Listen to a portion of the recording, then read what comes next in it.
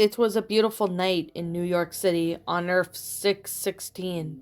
The crescent moon crescendoing its light on the Sanatorium on Bleecker Street.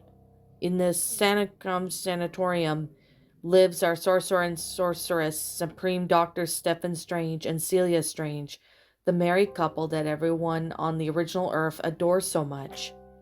It was late at night. You could say that it was past midnight because of the way the moon was titled. In Doctor Strange's bedroom, Doctor Strange was sound asleep, but his wife Celia, she was having a hard time sleeping. Being in the body of an autistic 24-year-old female and being a hybrid from a dark dimension wasn't easy for her, especially since she was a fat fault line. Alongside a fault line, both her and her 24-year-old female had a heart and bladder problems. Anyways, Celia was tossing and turning and was beginning to dreamwalk right into her own dream. When Celia opened her eyes, she was in a white room, clueless as to where she was. She looked down at the clothing she was wearing and noticed that she was wearing a white hospital gown. She had no idea where she was, especially since whom she shared residency when she was a 24-year-old autistic female and was completely clueless, especially since one minute they were on Earth, sleeping, and then the next they showed up there. Wherever here was, where are we? The 24-year-old autistic female asked, as her astral projection appeared just beside her sorceress supreme form. Celia continued looking around, still trying to figure out where her and her 24-year-old autistic female named Cheyenne went. Cheyenne realized that Celia, her sorceress supreme form, had handcuffs on both her wrists. The 24-year-old autistic female didn't say anything. Celia looked at her. "Cheyenne, what's wrong?" she asked, looking at her half-human, half-magic counterpart. Cheyenne then began to burst into tears. Celia was concerned for her, especially since the absolute point took a lookout for a lot for the both of them. Especially since Cheyenne had lost her grandma, both of them had attended cremation on Earth 616. "Cheyenne, instead of having your astral projection out, why don't you go back inside? I know you don't like hospitals, especially since they had to get your kidneys working again," Celia said, remembering that time Cheyenne was the vessel whom he and the other mystics resided 7 years old, and she was put in the hospital because she had problems with her bladder.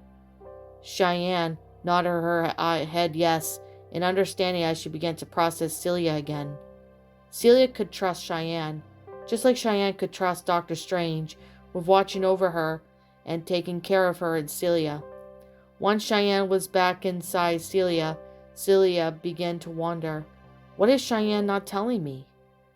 Celia then looked down and saw why Cheyenne wasn't telling her anything. She saw the shiny handcuffs that were on both her wrists. Celia gasped in shock and sadness. No wonder why Cheyenne didn't tell me anything. What did we even do to deserve this? She said to herself as she was sitting on the makeshift bed and crying. As Celia was crying, the door opened and Doctor Strange came in. He levitated over to her and sat down right next to her. "Celia, my dear," Doctor Strange said, while placing a comforting arm around her. Celia stopped crying and looked at him. "Oh, Stephen, it was awful. They locked me up in here, and I didn't know what I did wrong," she said as she now began to hug and kiss him. Doctor Strange hugged her and kissed her. "It's okay, Celia. I promise I can get you out of here," he said, with looking into her eyes with love and care. "You promise?" Celia asked, looking at him as he dried her eyes. "Yes, dear Celia, I promise."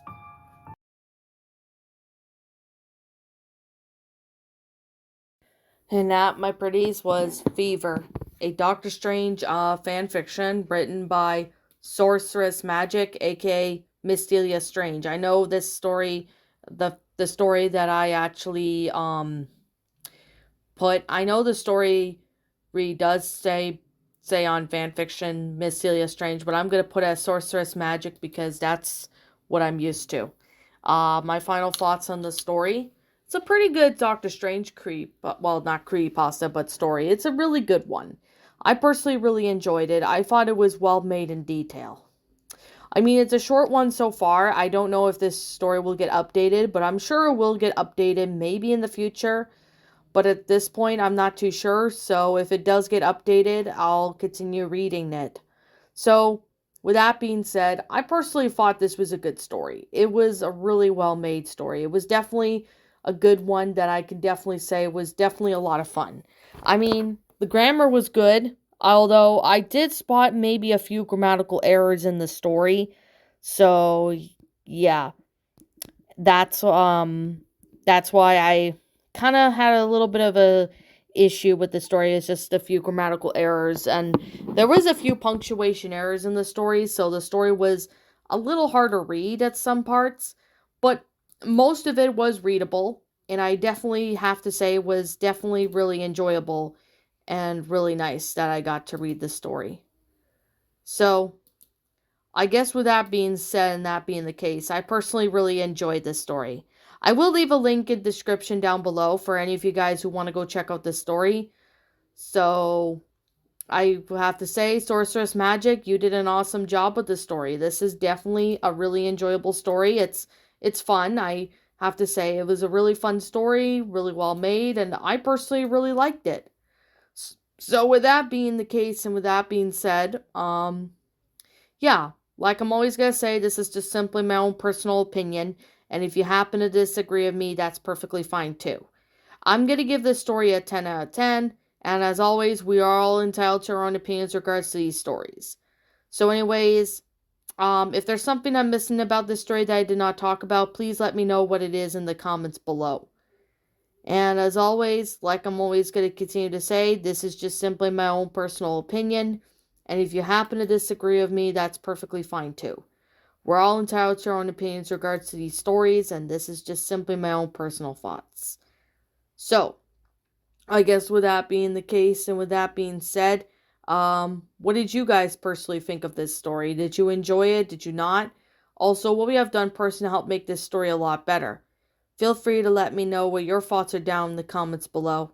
And as always, I'm the Lion Queen. Thank you so much for watching today's video. And if you are new to my channel, be sure to leave a like, comment, and subscribe if you're new. Ring the bell for notifications to when I upload, so that way you guys will not miss an upload. And as always, if you happen to come across my Twitter account, and if you're interested in following me on Twitter, you can go follow me on Twitter, as link to that will be in the About page section, so you guys can go check it out.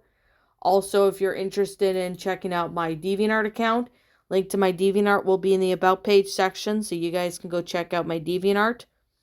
And as always, if you're interested in following my backup channel or subscribing to my backup channel known as Miss Dark Shigo, link to that will also be in the About page section, so you guys can go check it out if you want. So, as always, like I'm always going to say, feel free to let me know what your thoughts are in the story in the comments below. And as always, I will be seeing you guys all in the next video. Peace out, and like always, roll the outro because I'm out.